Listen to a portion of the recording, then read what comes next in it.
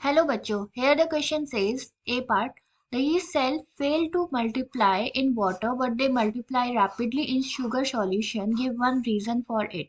And B is why does bread mold grow profusely on a moist slice of bread but not on a dry slice of bread? Okay, so let's start with the A question, that is the yeast cells fail to multiply in water. कि जो yeast cell होती है वो multiply नहीं करती है water में but वो rapidly multiply कर जाती है sugar solution में. Why?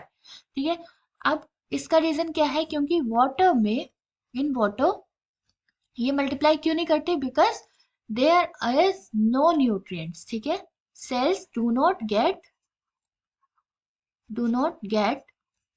न्यूट्रिएंट्स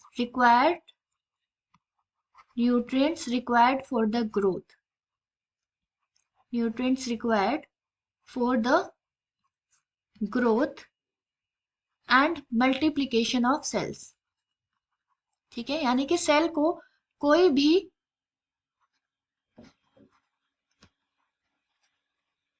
न्यूट्रिएंट नहीं मिलता है यहाँ वाटर में, इसलिए वो ग्रो नहीं कर पाती है. ठीक है, लेकिन शुगर सॉल्यूशन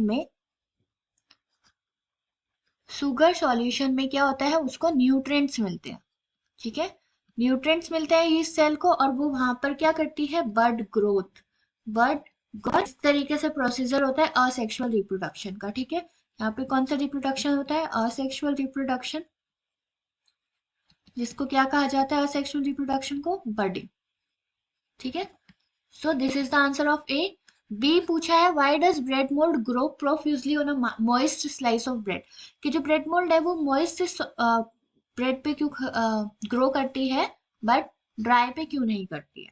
ठीक है, क्यों करती है, क्योंकि मॉइस्ट ब्रेड कंटेन्स बोथ, दोनों चीजें होती है उसमें, न्यूट्रिएंट भी और मॉइस्चर भी.